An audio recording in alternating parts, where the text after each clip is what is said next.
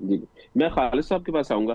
خالد صاحب، ہم یہی بات کر رہے ہیں. دیکھیں، وہ ڈی ریگولیشن کی طرف اگر ہم جا رہے بھی ہیں تو ڈی ریگولیشن میں دو چیزیں تو بہت امپورٹنٹ ہوتی ہیں. ایک یہ ہے کہ ریگولیٹر تگڑا ہوگا اور ریگولیٹر جو ہے وہ انڈیپینڈنٹ ہوگا. دوسرا یہ ہے کہ ہمارے مطلب ہاں تو گورننس کے اتنے میجر ایشوز ہیں کہ ہم اس پورے پروسیس کو کس طرح بہتر بنا سکیں گے. ملک صاحب، میں جو پاکستان کا جو ریگولیٹری رجیم ہے، میں اس کو آلویز وہ انڈر کوسچن ہی ہوتا ہے. حالانکہ ہوں ہوں اس کی مد میں انہوں نے ورلڈ بینک سے بڑے لون وغیرہ بھی لیے ہیں، آئی ایف آئی سے بھی لون لیے ہیں.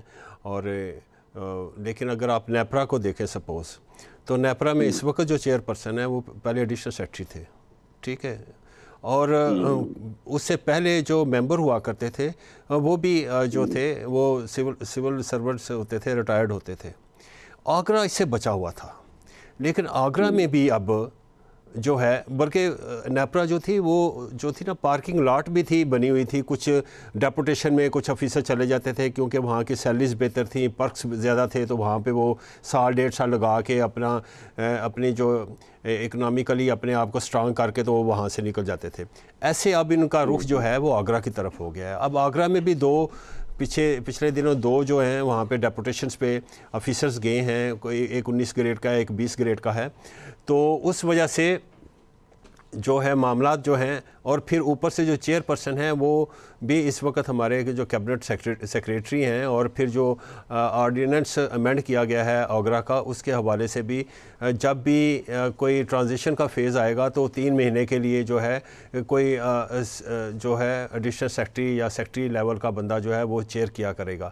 اب یہ ہے کہ یہ جو آگرہ ہے یہ ایکچولی بلینز آف ڈالرز کی جو کمپنیز ہیں یا جو آپریشنز ہوتے ہیں، ہوں یہ ان کو ریگولیٹ کر رہا ہوتا ہے. اب یہاں پہ چاہیے وہ لوگ جو کہ انڈسٹری کے لوگ ہیں، جو سمجھتے ہیں چیزوں کو، وہاں سے پک کرنا چاہیے. اور جیسے کہ اور اس کے علاوہ جو آن ٹاپ آف دیٹ جو ہیومن ریسورس ہے، اس کی بھی کیپیسٹی بلڈنگ جو ہے وہ ہونی چاہیے.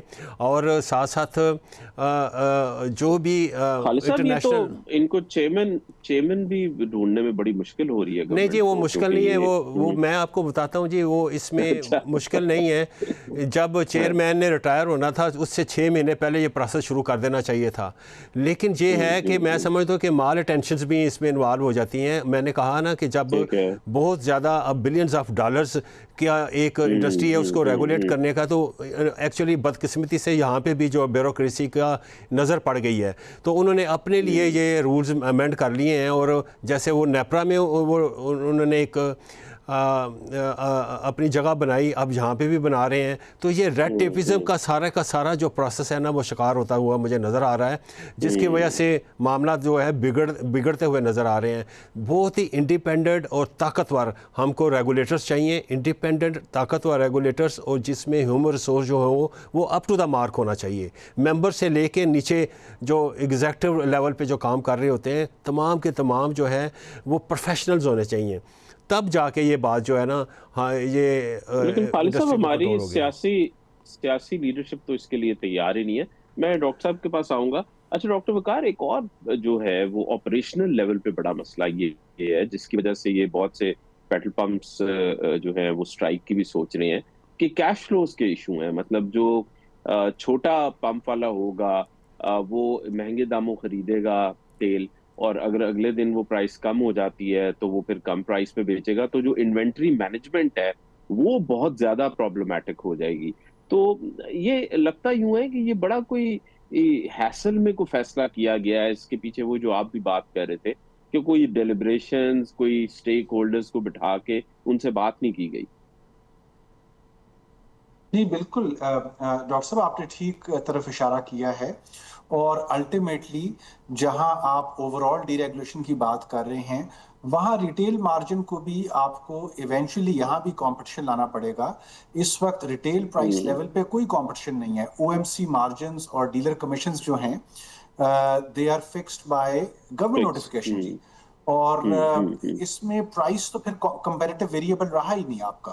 سو یہاں آپ کو او صحیح ایم سیز اور ڈیلرز جو ہیں ان کو الاؤ کرنا پڑے گا کہ وہ بیٹھیں اور وہ وہاں پہ اپنے پبلکلی ڈسکلوزڈ ریٹیل مارجنز جو ہیں ان کو پبلش کیا کریں.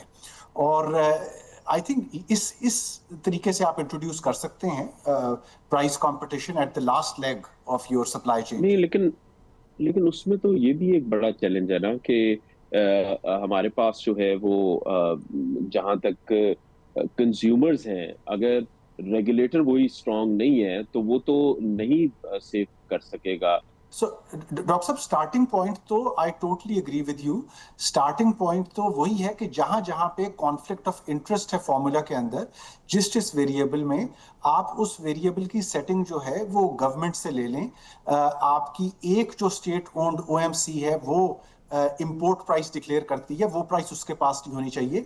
ग्लोबली कौन करता है? ग्लोबली इंडिपेंडेंट थर्ड पार्टी है जो कि आपकी एक्चुअल लैंडेड कॉस्ट जो होती है और उसके बाद जो दूसरे फॉर्मूला के अंदर जो वेरिएबल्स हैं, इंडिपेंडेंट थर्ड पार्टी है जो कैलकुलेट करती है। आप उस इंडिपेंडेंट थर्ड पार्टी को वक्तन फवक्तन चेंज भी करते हैं उसकी कॉम्पोजिशन, लेकिन होता ये थर्ड पार्टी है।